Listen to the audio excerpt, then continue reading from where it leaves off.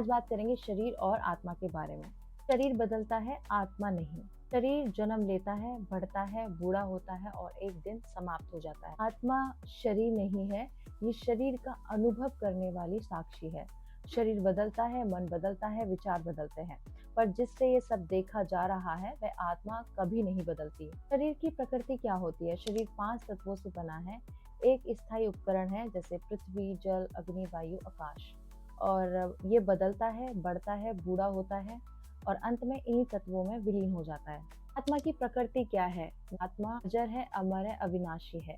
ये न जन्म लेती है न बदलती है। अजो नित्यम शाश्वतयोम। मन, विचार, भावनाएं क्या है? विचार आते जाते हैं, भावनाएं उठती गिरती हैं, मन हर पल बदलता है।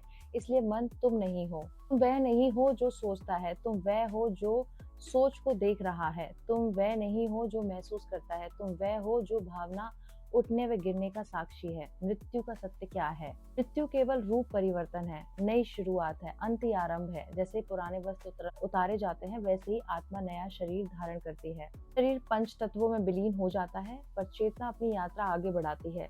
आत्मा न जन्मती है न मरती है, वह सिर्फ अनुभव बदलती है। जागरण कब शुरू होता है? जागरण तब शुरू होता है जब व्यक्ति पहली बार समझता है, मैं शरीर नहीं हूँ, वह हूँ जो शरीर को जानता है। बाहरी संसार का भ्रम तभी टूटता है जब मैं की पहचान बदलती है। द्वैत की अनुभूति क्या होती है? हम ब्रह्मास्मि। उपनिषद कहते हैं, मैं शुद्ध चेतना हूँ, न जन्मा हूँ, न मरूंगा, सदा से हूँ, सदा रहूंगा। शरीर अस्थायी है, आत्मा शाश्वत है। जब ये समझ भीतर उतर जाती है, वह समाप्त हो जाता है, मृत्यु का भ्रम टूट जाता है और सीकर अपनी असली पहचान को पा लेता है। यदि मेरी ये बातें आपके जीवन में हलचल मचा रही हैं, तो जागरण शुरू हो चुका है। इच्छा शक्ति का महत्व क्या है? कोई भी भीतरी अथवा बाहरी कर्म इच्छा शक्ति की क्रियाशीलता के बिना संभव नहीं है। इच्छा शक्ति वह है जो विचार को ऊर्जा में परिवर्तित करती है। इच्छा रहित होने का अर्थ क्या है? महत्वाकांक्षा रहित अस्तित्व नहीं है। इसका अर्थ उच्चतम और उदात्त लक्ष्यों के बिना आसक्ति के कार्य करना है। निर्धनता और अवस्थितता को नष्ट करने की इच्छा प्रशंसनीय है और इसे प्रोत्साहित किया जाना चाहिए, परंतु धन और स्वास्थ्य प्राप्त करने के पश्चात भी अंत में ईश्वर तक पहुंचने के लिए व्यक्ति को शरीर की सभी भौतिक स्थितियों से ऊपर उठना चाहिए। सशक्त इच्छा शक्ति की एक व्यक्ति को धनवान बनाती है, दूसरे को शक्तिशाली और किसी अन्य व्यक्ति को संत बना देती है। अपनी इच्छा शक्ति को इतना शक्तिशाली बनाएं ताकि आप परिस्थितियों द्वारा नियंत्रित ना हो, बल्कि उन्हें नियंत्रित कर सके। तो चाहो वो जल्दी क्यों नहीं मिलता? कहाँ तेज है, भीतर विरोध भी तेज है। तुम चाहते हो पर भीतर डर भी चलता है। इच्छा एक दिशा में, विश्वास दूसरी दिशा में। यदि यही आंतरिक टकराव प्रक्रिया धीमी को कर देता है। आपकी ऊर्जा बटी हुई है, आधा ध्यान इच्छा पर है, आधा कमी पर।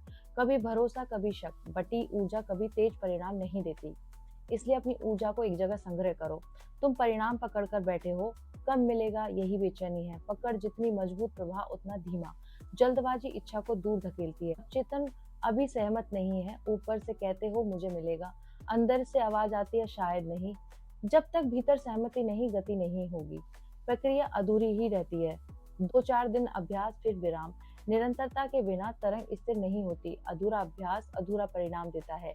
यहीं से गति बढ़ती है। जब भावनाएं साफ और गहरी हो जाएं, जब भीतर और बाहर एक ही दिशा में हो।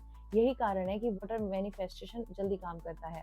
तो मेरी ये जानकारी आपको अच्छी लगी है तो मुझे सब्सक्राइब कर लीजिए, वीडियो को शेयर कर दीजिए और मेरे साथ बोलिए ओम नमः पार्वती पते, हर हर महादेव, शिव शंभो, राधा कृष्णा।